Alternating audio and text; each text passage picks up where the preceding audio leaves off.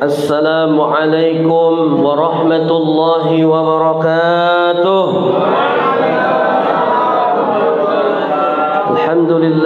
Alhamdulillah wahdah, wassalatu wassalamu ala man la nabiyya ba'dah, amma ba'd.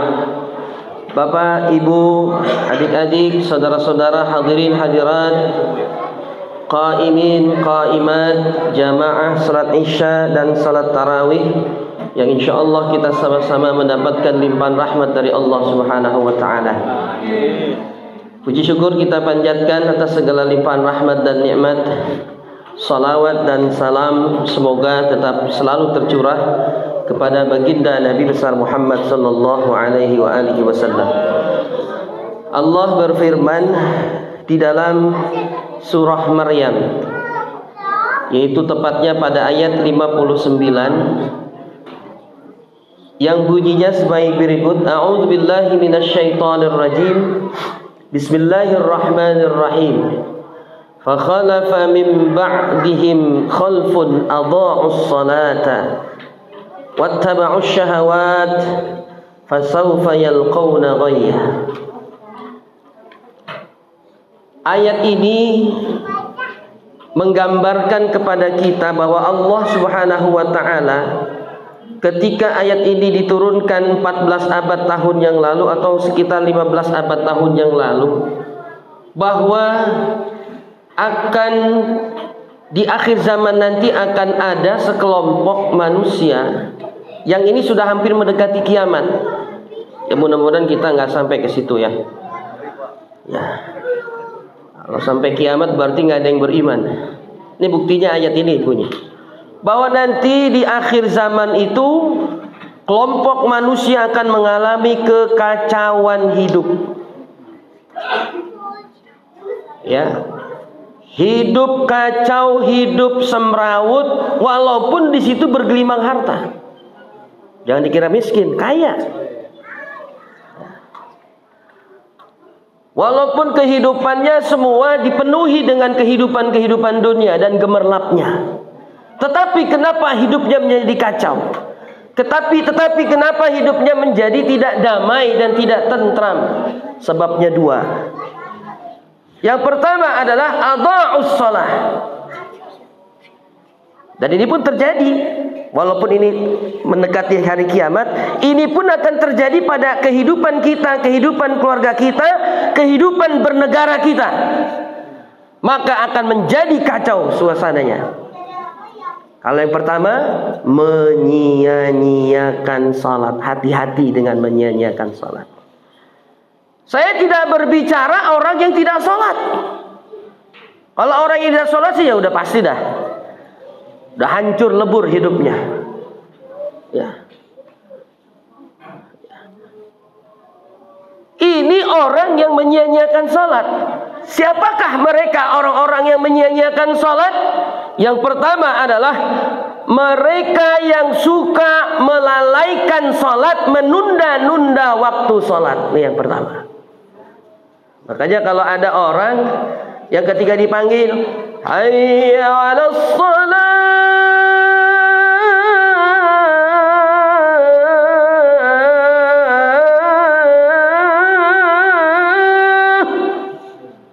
nanti dulu baru satu batang. Baru satu batang. Tambah lagi. Hayya 'alal falah.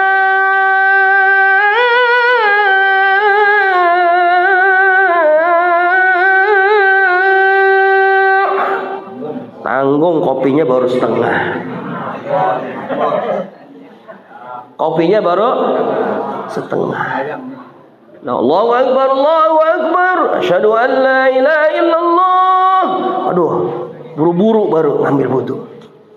Dan akhirnya salatnya Ini yang pertama, kategori orang yang menyia-nyiakan salat itu adalah orang yang menunda-nunda salatnya. Yang kedua, orang yang menyia-nyiakan salat itu adalah yang apabila dikerjakan sholatnya tidak berjamaah. Nah, saya mau tanya, di sini muslimnya banyak nggak? Muslimnya banyak nggak? Banyak. Dari ujung sana sampai ujung sana. Kenapa di masjid kosong? Malam minggu. Ya. Inilah fenomena kita saat ini.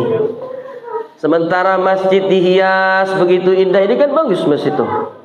Dihias sedemikian rupa, didandanin biar cakep, terus dipasang AC, ya. AC kurang, dipasangin kipas angin, kurang apa coba pengurus? Ya. Sound system dibikin bagus kayak begini, imamnya semangat kalau begini. Ya. Sound systemnya, ya. Kurang apa ini masjid? Tapi kok tetap saja masjid itu merupakan tempat yang sangat jauh, terutama bagi kita umat Islam. Giliran ke mall yang ada di Arta Gading nyampe. Halo? Oh. Ke Australia nyampe, ke Jepang nyampe, ke masjid yang ada di depan rumahnya, di samping rumahnya, berat sekali kaki melangkahkannya. Dan inilah yang terjadi saat ini. Makanya hidupnya nggak bakal bahagia. Yakin, demi Allah saya bicara di masjid. Silakan banyak harta, silakan banyak harta. Tapi kalau masjid disia-siakan, ini terutama laki-laki nih. Halo, Bu. Kalau ada suami ibu, kalau ada anak laki-laki ibu yang sholatnya di rumah, ganti pakaian sholatnya dengan mukena. Setuju, Bu?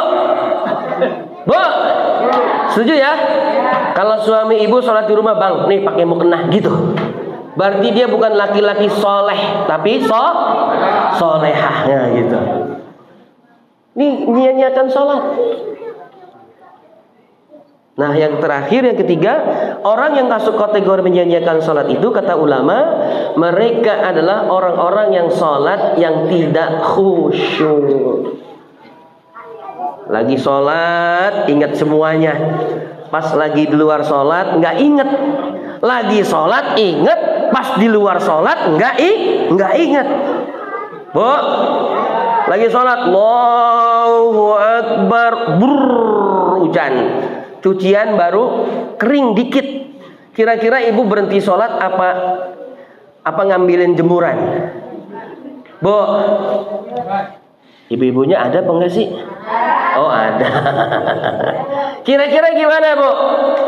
Lagi sholat, Allahu Akbar, habis ngegoreng ikan. Ikannya pas gue taruh di atas meja, belum ditutup saji. Kira-kira berhenti sholatnya apa lanjut? Bu, ibu-ibunya budak apa gimana ya? Oh, kebanyakan makan paling ya. Jadi agak ini kurang pendengaran ya. Iya, jadi saya kayak ngomong sama siapa gitu. Ya itu. Ini kadang-kadang kita lupa di luar sholat, lupa kunci di dalam sholat. Allahu Akbar. Ingat itu kunci ada di atas lemari. Oh iya, saya taruh tuh digantungin. Lagi sholat itu seperti itu. Dan inilah model-modelnya kita. Nah, hadirin yang dimuliakan oleh Allah Subhanahu wa taala, dikatakan bahwa sebenarnya kesuksesan hidup kita itu adanya di dalam salat. Buktinya nih dalam surah Al-Mu'minun Allah berfirman, A'udzubillahi minasyaitonirrajim, bismillahirrahmanirrahim. Qad aflahal mu'minun. Siapa yang beruntung? Orang-orang yang beriman. Orang yang beruntung, orang yang sukses, orang yang berhasil adalah orang-orang yang beriman. Kunci yang pertama, alladzina hum fi salatihim sahun khashi'un. Kalau sahun malalai. Masa orang yang beruntung sholatnya lalai? Wah, jadi cerita juga nih. Jadi orang yang beriman itu mengapa menjadi orang yang sukses dan berhasil? Karena mereka ketika sholatnya khusyuk. Ini kunci pertama. Sholat itu menjadi penentu. Ibu-ibu juga kalau cari mantu gampang. Lihat sholatnya. Pas lagi ngapel, datang ngapelin anak ibu. Bu, lagi ngapel nih, ngapelin anak ibu. Pas kebetulan waktu azan, Allahu Akbar, Allahu Akbar. Ini anak calon mantu kita bilang sama ibu, Bu, mohon maaf, saya mau keluar sebentar. Mau ngapain? mau sholat dulu di Masjid Darussalam. Wah Allah, sholat dulu tuh dia. Bu, ini calon mantu yang kayak gini nggak usah dikemana-manain, langsung diketek itu mungkin. Kenapa? Sholatnya aja dijaga. Bagaimana anak perempuan kita? Tuh, sholatnya aja dijaga. Ya. Pokoknya orang, mau anak muda kek, mau udah tua kek, siapa kek, laki-laki maupun perempuan, ketika dia menjaga sholatnya, insya Allah hidupnya akan berhasil. Akan berhasil. Makanya orang-orang yang aktivis masjid, hidupnya pasti sukses. Coba saya mau tanya, di sini yang aktivis masjid, hidupnya sukses semuanya. Bu, orang sukses itu nggak perlu punya rumah besar, yang penting punya rumah. Orang sukses itu nggak perlu punya kendaraan BMW, nggak perlu, yang penting punya mobil gitu. Iya nggak? Orang kaya punya mobil, gua juga punya mobil. Orang kaya punya rumah, gua juga punya rumah. Apa bedanya? Coba kalau tidur, emang berapa meter orang kaya sama orang miskin? Saya mau tanya. Apakah orang kaya tidurnya 3 meter gitu kasurnya? Enggak. Sama juga kalau tidur paling cuma ya. Emang dia mau guling-gulingan satu lapangan? Enggak. Ya, jadi sama. Kesuksesan itu bukan diukur dengan harta. Sekali lagi, kesuksesan itu diukur di hatinya bahagia, hatinya tentram, hatinya tenang. Orang kaya yang nggak bahagia, coba kita perhatikan. Yang punya banyak harta, nyimpen harta, pusing dia, naruh harta di rumah. Akhirnya biar aman, dia masukin ke dalam berangkas. Itu kebetulan hartanya ada LM, ada uang dolar, ada perhiasan macam-macam, dimasukin ke dalam berangkas. Berangkasnya terbuat dari apa? Dari besi baja. Terus kuncinya yang ada kodenya. Wah, pakai elektrik. Udah gitu cukup nggak? Nggak cukup. Dimasukin ke dalam lemari. Lemarinya terbuat dari besi, dikunci juga, digembok juga. Cukup nggak? Nggak cukup. Dimasukin ke kamar, ruangan khusus. Ruangan khususnya dikunci juga. Cukup nggak? Nggak cukup. Rumahnya dikunci tiap hari. Cukup nggak? Nggak cukup. Dipasang tuh rumahnya pagar. Cukup nggak? Nggak cukup. Dipasangin security. Cukup nggak? Nggak cukup. Dipasangin anjing herder. Cukup nggak? Nggak cukup. Pagernya dipasangin setrum. Nah, biar maling mau naik pagar mati dia kesetrum. Ternyata orang kaya nggak tenang.